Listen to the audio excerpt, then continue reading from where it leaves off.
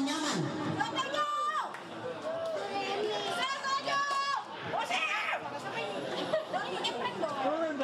Heboh dugaan pengajian menyimpang yang menjanjikan akan mendapatkan surga dengan membayar uang sebesar 1 juta rupiah yang dilakukan oleh Putri Yeni atau biasa disebut Umi Cinta di Bekasi, Jawa Barat. Pemerintah Kota Bekasi bersama Kesbang Pol dan MUI Kota Bekasi langsung tanggapi laporan masyarakat dugaan aliran sesat.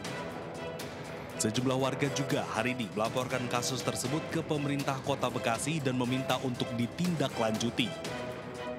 Pengajian Umi Cinta disebut diiming-imingi para jemaah masuk surga dengan uang 1 juta rupiah.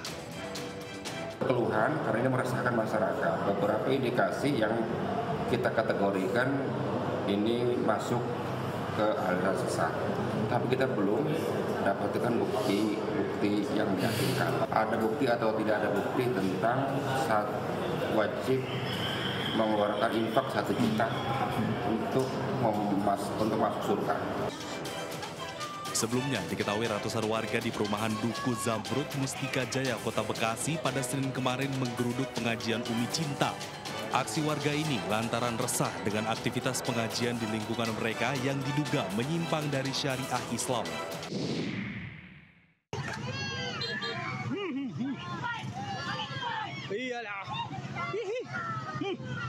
Kericuhan turnamen sepak bola di Mamuju, Sulawesi Barat viral di media sosial.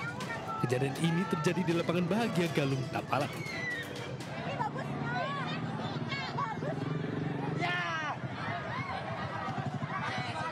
Dalam rekaman amatir warga, terlihat ratusan supporter masuk dalam lapangan pertandingan dan terlibat perkelahian. Dalam insiden ini, 3 warga dilaporkan mengalami luka-luka. Kasih Humas Polresta Mamuju membenarkan adanya insiden ini. Menurutnya kejadian ini terjadi saat tim kecamatan tersebut bermain bola dan terjadi adu penalti. Saat adu penalti terjadi, sejumlah supporter tidak menerima kekalahan dan masuk ke dalam lapangan hingga memicu keributan. Sejumlah personil Polresta Mamuju dan Polsek Tapalang diturunkan ke lokasi dan saat ini situasi sudah mulai kondusif.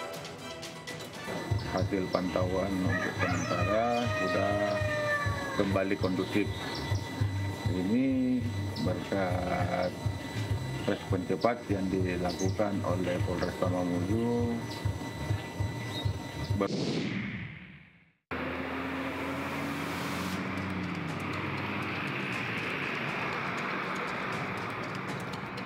Sebuah mobil minibus ini ringsek usai terlibat tabrakan dengan truk tronton bermuatan kain di Jalan Semarang, Tuban, Desa Socorejo, Kecamatan Jenuh, Jawa Timur. Proses evakuasi berlangsung dramatis. Warga berusaha menarik bemper depan mobil untuk mengeluarkan korban yang terjepit di dalam kabin. Kecelakaan berawal saat mobil yang dikemudikan Imron Maulidi, 26 tahun, berpenumpang anak dan istrinya, berupaya mendahului kendaraan di depannya. Nahas dari arah berlawanan datang truk tronton yang dikemudikan Upin, 38 tahun, hingga tabrakan adu banteng pun tak terhindarkan. Kerasnya benturan membuat pengemudi terjepit di dalam kabin mobil hingga tak sadarkan diri. Sementara 2 penumpang lainnya mengalami luka ringan. Ketiga korban dibawa ke RSUD Kusma Tuban untuk penanganan medis. Dari arah timur, mau arah ke barat, mobil kecil ini nyalip, kirain mau belok ke sini, ke industri Tuban gitu. Malah dibelokin lagi ke kiri, kirain mau belok ke kiri.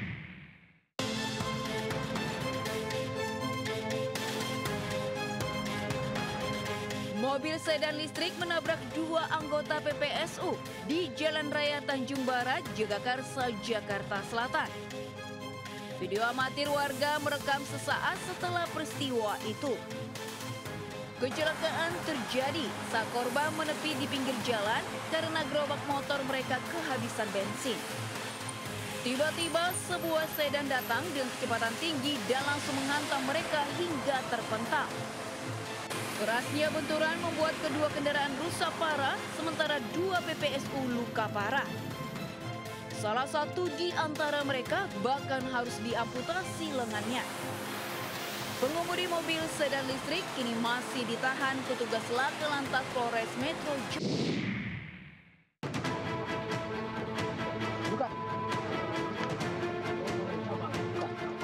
terjadi di pengantin Sirna. Seorang pria nyaris jadi bulan-bulanan warga usai terbongkar aksinya menipu calon pengantin pria di Kampung Kalosi, Desa Baseang, Kecamatan Lembang, Kabupaten Pindrang, Sulawesi Selatan. Video detik-detik ulahnya terbongkar viral di media sosial. Semula, pelaku mengaku tak memiliki keluarga serta dokumen pribadi seperti KTP. Jumlah keluarga mempelai pria yang curiga memintanya untuk membuka cadar calon mempelai wanita. Dan saat itulah terungkap jika ternyata seorang pria. Korban dan pelaku saling kenal dari media sosial. Korban yang tak curiga dan hendak menikahi pelaku tak pikir panjang. Hingga akhirnya acara pernikahan berlangsung di kampung mempelai pria. Polisi yang dapat laporan warga segera mengamankan pelaku. Pelaku mengaku nekat menipu, mengharapkan mahar yang diminta senilai 30 juta rupiah. Si laki-laki ini mengaku perempuan bernama Widya. Mereka sering teleponan dan memang suaranya perempuan. Jadi si laki-laki tidak pernah curiga karena selalu menggunakan cadar. Menipu korban atau hanya manfaatkan? Hanya manfaatkan. Berapa uang tunai sudah dikirim sama korban ke kita? 2.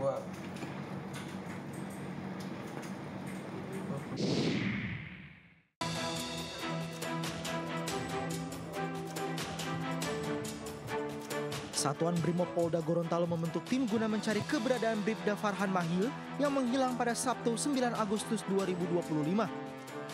Oknum anggota Brimob Polda Gorontalo itu hilang pada hari akad nikahnya dan hingga kini diburu atasannya.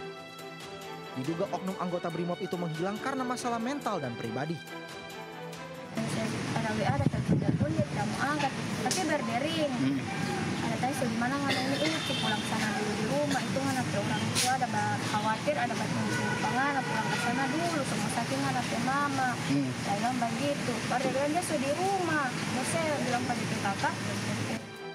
Sebelumnya Bribda Farhan bersama calon istri telah menjalani sidang BP4R, Badan Pembantu Penasehat Perkawinan, Perceraian dan Rujuk yang dilaksanakan Satuan Brimob kepada setiap anggota yang akan menikah. Namun ironis, sang mempelai pria tidak kunjung datang pada hari ijab kabul. Merasa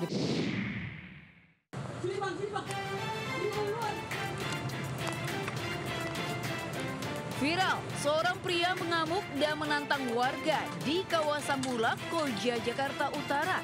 Ia mengacungkan senjata hingga sejumlah warga akhirnya terpancing emosi. Warga kemudian mengejar pelaku dan menangkapnya.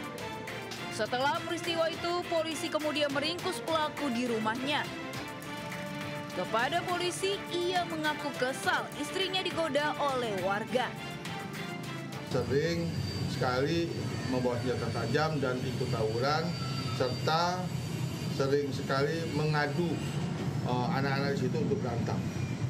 Dan kemudian kami sisir tempatnya di mana kediaman pelaku, dan pelaku kami tangkap pada saat sedang tidur dengan menggunakan pakaian yang dia gunakan pada saat membawa senjata tajam. Dari tangan pelaku, polisi menyita barang bukti sebilah celurit yang ia gunakan saat melakukan aksinya. Kini ia dijerat pasal Undang-Undang Darurat dengan ancaman hukuman 10 tahun kurungan penjara. Dari Jakarta, Sofian Firdaus, iNews melaporkan.